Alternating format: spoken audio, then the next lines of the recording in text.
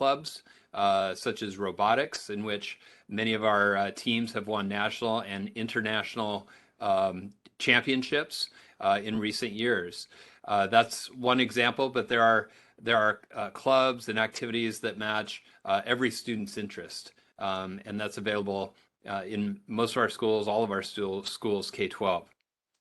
I know it's a time commitment on your part. I'll honor your time. I won't spend any more time giving the overview. I'll leave it to Dr. Thibodeau. But I do want to thank you and your families for considering coming to Walnut Valley. I hope that we'll be welcoming you to the fall 2023 school year, and we look forward to hearing from you.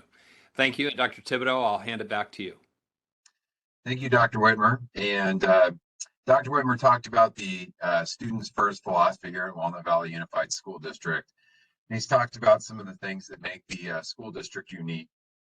But I've listed some of them here, some of the accolades that have been given the school district, excuse me. Most recently, just a couple weeks ago, Diamond Bar High School was awarded a National Blue Ribbon.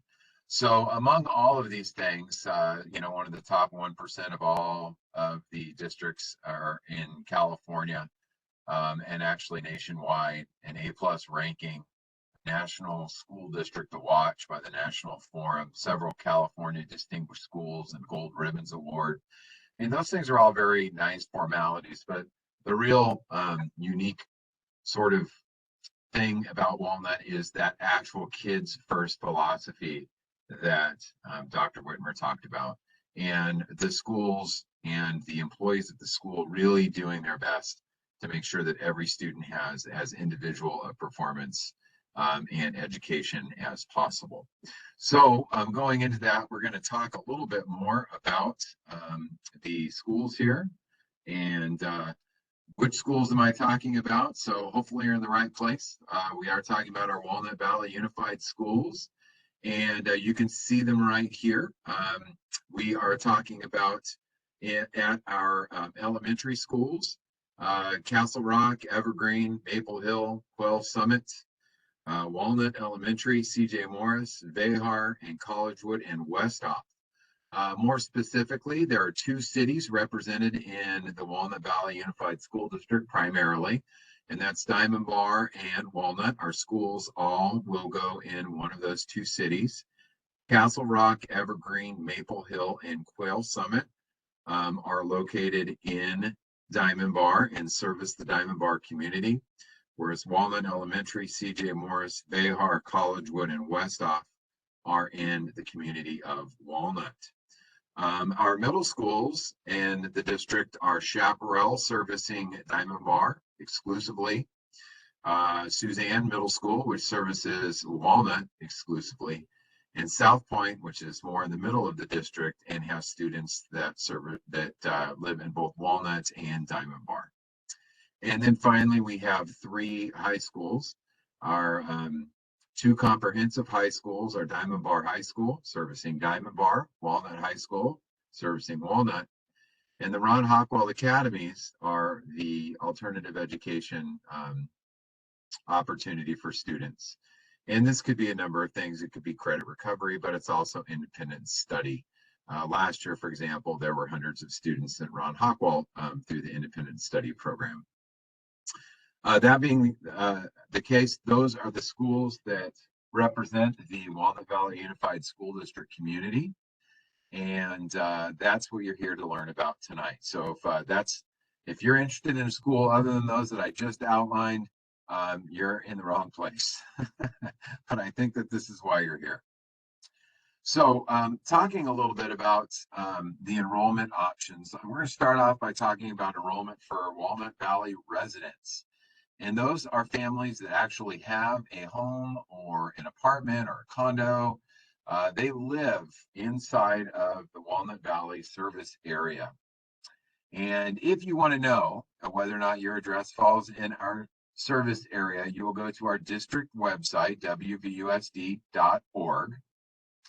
and you will go under the Parents tab, and you will drop down to something called School Locator. The School Locator then will allow you to input your address. And based on your address, the school locator will tell you the schools that that feeds to. It will tell you an elementary school, a middle school, and a high school, and that's all based on your address. So every address is zoned to a particular school. So Walnut Valley Unified School District residents can begin their registration for the 23-24 school year in January. So if you want to know what school you belong to and you live in the district, that's the way for you to find out. And again, in January is when you will look to enroll your child for the next school year. So that's for residents. Now, there are other options for those that are from outside of the district to come into the Walnut Valley Unified School District. We're going to talk a little bit about those because it's pretty straightforward that we have residents looking for placement in their local schools. But people don't know necessarily about out-of-district folks coming in. So we're going to talk a little bit about that. So let's see. We've got district of choice, parent employment, and interdistrict transfer permits. Now, each of these are a type of permit, okay? Each are a type of permit. And we're going to talk about the difference between those permits right now.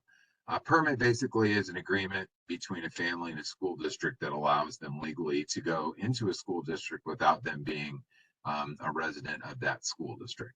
So let's start off by talking about district of choice.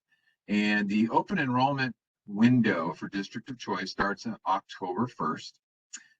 If you want information specifically about district of choice, you can go to this website, WVUSD.org. That is the same one I already referred to, but you're going to go enroll now, or you can do a search in the top right corner for district of choice, and that will give you the information, including applications, timelines, and so forth about district of choice. Now, a district of choice basically is just that.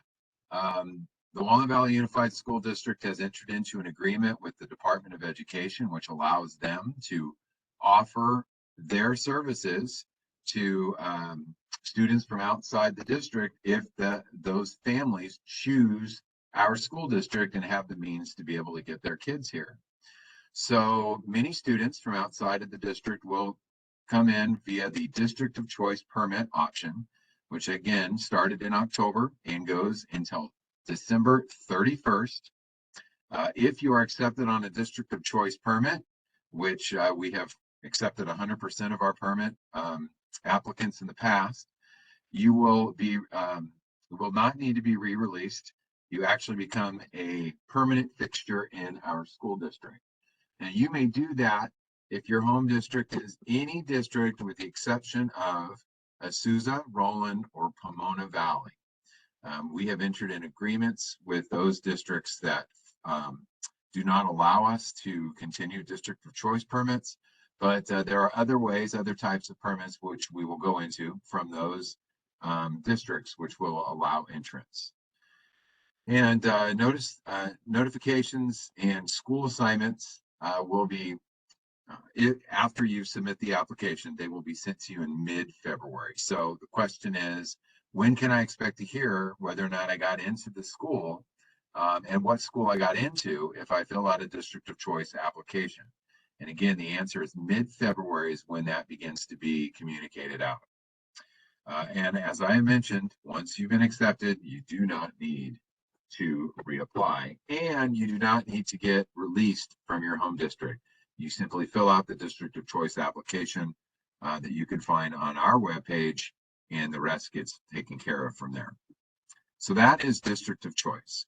Roughly 20% of our students in the Walnut Valley Unified District come to us through district of choice. Now, a second permit option for families is through something called Allen Bill. Allen Bill is based on the principle that parents who work within a school district should be able to take their children to school there on their way to and pick them up from work because of the convenience of it and the hours associated with the workday. So if you happen to work within the boundaries of the Walnut Unified School District, your child qualifies for Allenville entrance into the district. Now, the qualifiers are this. The parent must be employed during the work week for a minimum of 10 hours a week. Now, this is not in an online setting. This is actual brick and mortar. You have to go to work.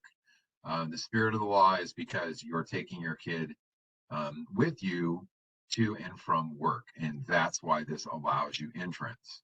You must have proof of employment to apply along with your application, and you can find these applications on our website and submit them as soon as today if you'd like.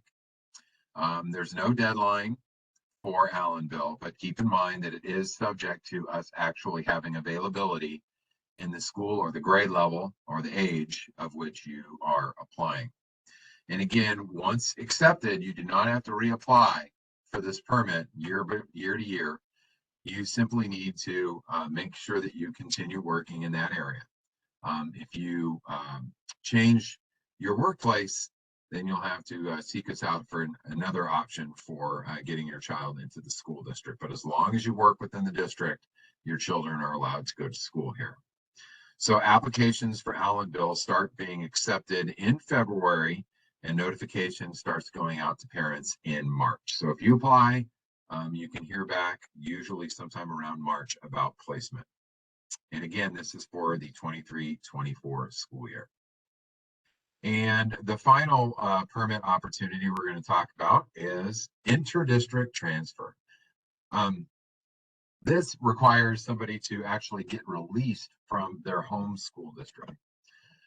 And so for those that I mentioned earlier that were part of Roland or the Pomona district or Azusa, you can apply for an interdistrict transfer, but it does require you to get the paperwork from your home district and to be released to come to school elsewhere. And that usually means filling out an application and sending it to the pupil services department at another school district, your home school district. And they'll want to know why, what's the reason? And it needs to be a compelling reason, because they're going to tell you that, you should be going to school near your home.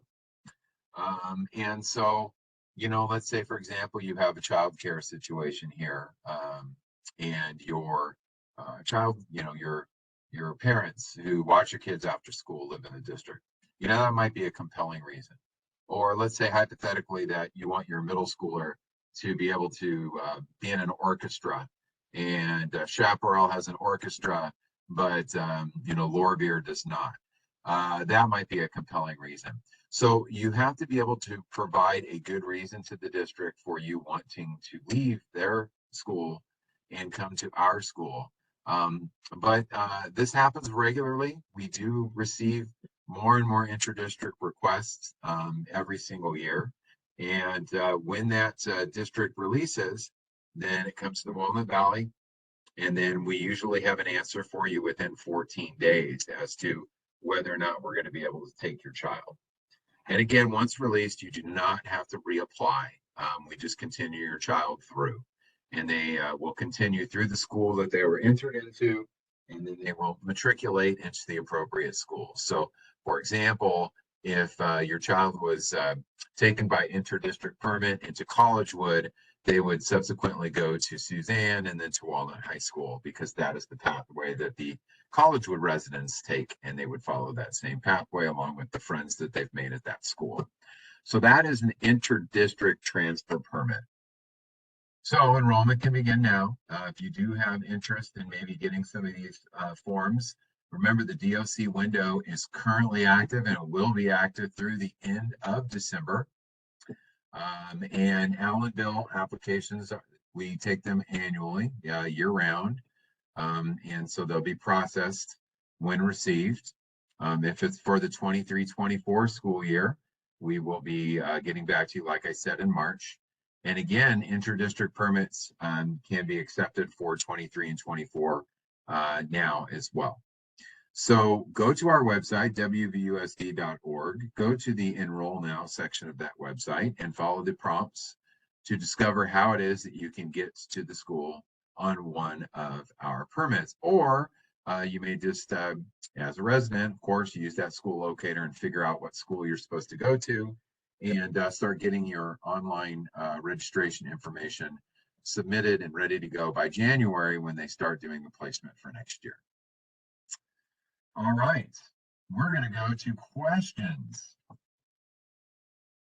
If you have questions, you can type them into the Q&A. I've got a hand raised, but we're going to go with questions typed into the Q&A.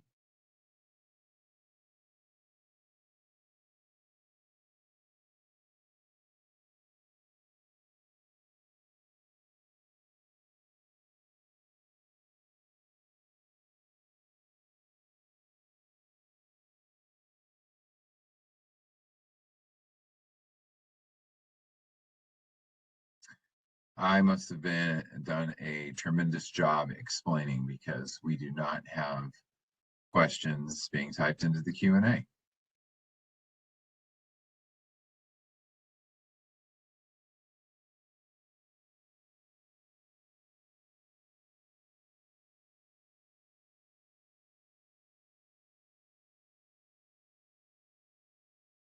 Oh, here we go. Okay. How do you update a DOC application if already submitted? That's a good question. You would contact the Pupil Services Department at the Walnut Valley Unified School District, 909-595-1261, and let them know that you need to make an adjustment to the application that you already turned in. Again, you'll ask for Pupil Services once you call that phone number. Thank you for that question. We have another question typed into the Q&A. How many students typically get into the DLI program for first grade in a year? That's a really good question. DLI is a separate entrance, and there is a DLI meeting that takes place in December to kind of talk about that process. If you have specific questions about DLI, I would ask you to go to our homepage for WVUSD.org, and there is a specific icon. Actually, it's an image, a picture that specifically talks about DLI, and it gives you a lot of information about enrollment to DLI and what sort of priority order there is for students trying to get into DLI. For those of you that don't know the lingo, DLI is dual language immersion.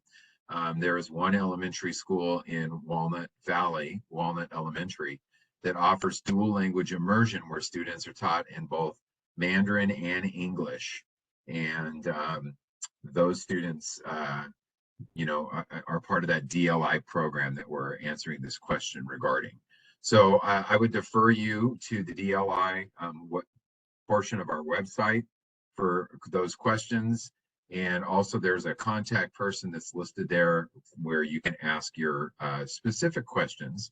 It's Jenny Kwanhata. She'd be able to answer those questions specifically for you. But the answer to your question is really that it depends based on the year. Some year, there are so many kindergarten kids that are rolling over into the program that we really don't have room for any. Other years, we're going to add some. So it really just kind of depends. Your question was about first grade. Next question was, what's your teacher to student ratio in elementary school? The question, that's a good question. Those are provided or mandated by the state of California. So in kindergarten, it will never ever be more than 24 students to 1. In transitional kindergarten, it will be 2 adults for every 12 kids. One of those adults needs to at least be a teacher. So let's say that there are 24 kids in that room. There's going to be a teacher and at least one other aide or another teacher in that classroom. As the students get in through the 3rd grade, the rolling average of students in that class through 3rd grade cannot be more than 24. So it is possible on some months, the students, there might be 21, 22 students in that class. And other months, it might actually go up to 25. But the average cannot be more than 24 all the way through 3rd grade. And then going into 4th and 5th grade, the class sizes expand a little bit and the average class sizes can go up to maybe 30, 35. But K through 3, the class sizes are defined by state legislation. I had another question. Do any of the schools have a Spanish immersion program? Not currently. We do have Mandarin immersion. We do not have a Spanish immersion program. I wish we did. Maybe that's something that comes up in the future because that would certainly be valuable. I understand that. Let's see. Specific question about turning an enrollment application in for South Point Middle School to the office there. We still need to do an intra-district transfer. Is there any confirmation we will receive the enrollment, that the enrollment has been received as in? Okay, so if I understand this question correctly, there has been a request to transfer to another school instead of South Point on an intra-district transfer request. Intra-district is for our students transferring within the school district from one school to another. So for example, maybe the student wants to go from South Point over to Chaparral. Is there any confirmation we will receive the enrollment? That generally happens in March. Again, we have to do that based on the numbers that we already have in place and the number of teachers that are at each site. And if room permits and the circumstances are appropriate, then those intra-district transfers are signed and communicated out, usually sometime around March. What is an example of a compelling reason? A compelling reason for an intra-district transfer is something that the home school district just doesn't offer. Or maybe some sort of a family dilemma. Your kid doesn't have a ride to school because your neighbor takes them and your neighbor takes their kid to a Walnut Valley school. Something that's a hardship. That's a compelling reason. I can't really explain definitively what another school district would see as a compelling reason for an intra-district transfer. But usually program distinctions are the biggest and easiest way. So if there's something offered at a Walnut Valley school that is really important to you, that's not offered at your home school, that might be a compelling reason. All right, let's see. Yes, so I got questions about teacher-student ratio. My understanding is with enrollment application, we're supposed to receive a confirmation email, but is there a time frame that we would expect to receive that? Okay, I believe that this question is a little bit more specific. Oh, it's about an interdistrict transfer. Okay, so this is a carry on to what I was just talking about. You know what? There's nothing wrong with calling the school directly and asking them what the status is of the interdistrict transfer request. They should be able to update you. But with any interdistrict transfer request, you have up to 30 days to make a decision. We generally like to do it before that. It's usually within a week or two. But the school has up to 30 days to process. So it shouldn't take any longer than that. And sir, there's no harm in go ahead and contacting the school and finding out what the process or what the status is of the request. You have not denied any DOC applicants as of yet. Is there any criteria that can disqualify? Dun, dun, dun. Space. If we run out of space. If for any particular reason there is more students in a particular grade level than we feel like we're going to have room for, that would be really the only reason we would deny a DOC application. We have no other criteria other than that. Okay, if a student doesn't get accepted through DOC, which again, they should, can they apply through the Allen bill if the parent is employed within the district? Yep, they sure can. Sounds like you have a lot of options. So, that's the very short and easy answer for you. Should we apply to multiple schools in Walnut Valley at the same time, just in case we don't get our first choice? So when you fill out your district of choice applications, or your interdistrict transfer applications, it'll give you multiple spots for you to put your schools. It'll give you a first and a second choice. We will generally put the students in to their first choice if at all possible, and their second choice if that's not possible. And if it's not listed and neither of those are possible, my office will probably reach out to you personally and discuss what options you have available to you. That's the way we do it. So you don't have to do multiple applications. Just put the schools by preference on the application that you have. The question number 2, coming from a private school, when will we know if we get into our school or choice? Again, if you fill out the district of choice or interdistrict or Allenville paperwork now, you're generally going to start hearing back in February, March, somewhere around there. So somebody doesn't believe me and they're going to ask me again, 100% acceptance rate? I cannot guarantee 100% acceptance rate because it does depend on the amount of space we have. And we have to make sure that there's enough room for all of our residents. But provided that we do have space after we've placed our resident families in a particular grade level and you're a DOC applicant, we find a school for you. May not be your favorite, first choice school, but we find a school for you. And that's elementary, middle, or high school. All right. So I've gone through all the questions, I believe. Oh, one just came up.